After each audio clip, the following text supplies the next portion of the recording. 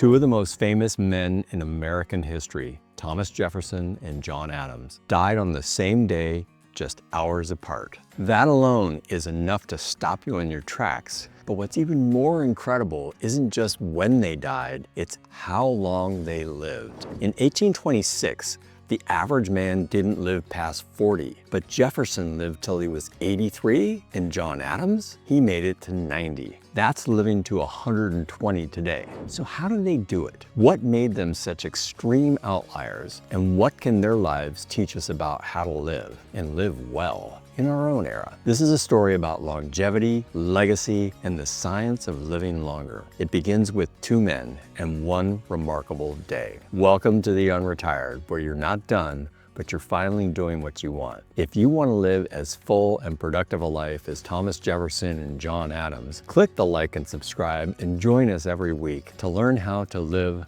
the unretired life. Two men, one day, and one nation. It was the 4th of July, 1826, literally the United States' birthday. Exactly 50 years after the signing of the Declaration of Independence, the United States was still young, fragile, and evolving. And on that day, two of its original architects, Thomas Jefferson and John Adams, took their final breaths. Jefferson passed away at his home in Monticello, Virginia. And just hours later, in Quincy, Massachusetts, John Adams followed. His final words reportedly were, "Thomas Jefferson survives," not knowing that his friend and rival had already passed. Historians saw the timing as almost too perfect a coincidence. Two former presidents, two founding fathers, dying on the nation's 50th birthday. It felt poetic, symbolic, even divinely orchestrated. But beneath the symbolism, there was something just as remarkable: the sheer fact that they were still alive at all. Back in 1826, life expectancy was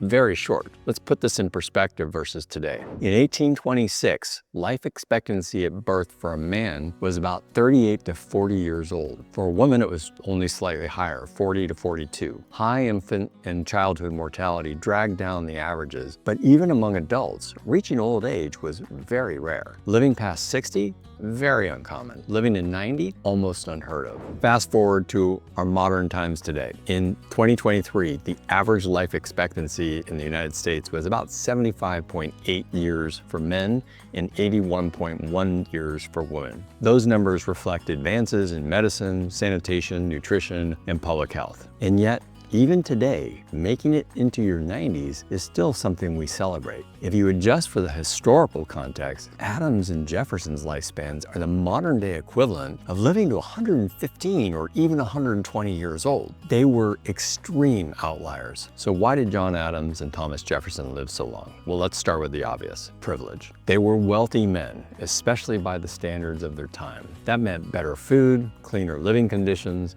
and access to what little medical care existed at the time. They weren't exposed to the same daily physical risks that claimed the lives of laborers and farmers. They were also highly educated. Their lives were centered on ideas, correspondence, and leadership, not backbreaking work and labor. Their mental engagement, even in old age, likely contributed to cognitive health and vitality. Their personalities were very different. John Adams was blunt and fiery, Thomas Jefferson more reserved and philosophical. But both stayed mentally active for decades, and in their later years, their friendship deepened. After a long political falling out, they rekindled their friendship through a remarkable series of letters exchanged over the last 14 years of their lives. Social connection, emotional purpose, and intellectual stimulation. These weren't medical prescriptions back in 1826, but today, that's exactly what longevity research tells us matters most. Let's talk about their lives and their legacy. Of course, these two men weren't just long-lived, they were giants of their time.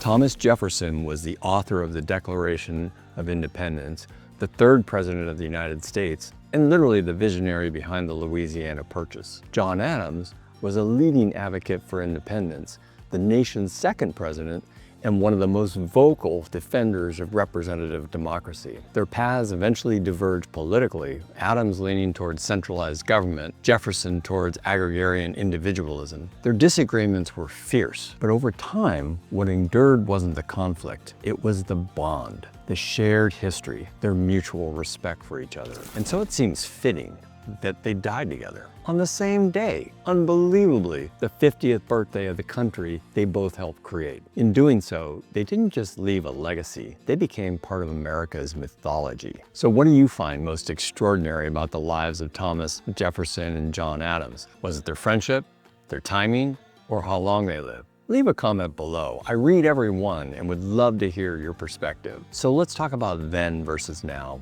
and what's changed. Today we take longevity more seriously than ever. We track our steps, we monitor our cholesterol, and we even count our macros. We read about blue zones and centenarians. We invest in healthcare, supplements, and biohacking. And yet the core truth remains simple. So how did Thomas Jefferson and John Adams live so long? And here's what the science now confirms. Here's where it gets even more interesting. The things that helped John Adams and Thomas Jefferson live so long, they're now backed by decades of research in psychology, neuroscience, and public health. First, lifelong intellectual engagement. Both men were readers, writers, and thinkers to the end. Modern studies show that mental stimulation delays cognitive decline and reduces dementia risk. Second, social connection.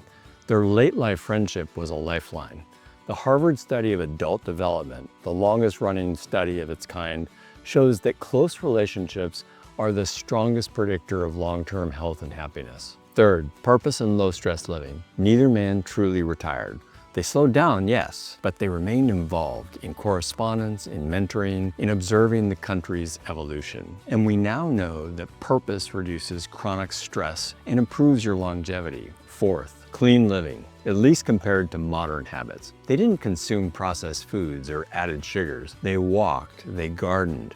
They didn't spend 8 hours a day staring at screens. That simplicity, even the unintentional, kept them moving and grounded. And finally, movement. Not workouts or fitness plans, but consistent low-intensity activity. Walking, writing, working outdoors. Both men worked on their farms and ranches. Research shows that even modest daily movement lowers the risk of cardiovascular disease, diabetes, and inflammation. All of these factors, mental, emotional, physical, they contributed to their extraordinary lifespan, and they're available to us today too. You don't need to be a founding father to live a long, meaningful life. You just need to live with intention, with connection, with movement and meaning, especially before retirement. Adams and Jefferson didn't just shape a nation, they showed us how to live with purpose, connection, and longevity. And that's the kind of life that you're building to. Hit subscribe. Join us here at the UnRetired for weekly insights on how to live longer, live better, and live on your own terms. All right, let's wrap this up. John Adams and Thomas Jefferson didn't just shape the country. They defied the odds of their own mortality. They lived longer than nearly anyone else in their time. They died on the same day, 50 years to the moment they declared America's independence. And they remind us of something we're still learning to this day. Living well isn't about adding years to your life. It's about adding life to your years. That was true in 1826, and it's even more true today.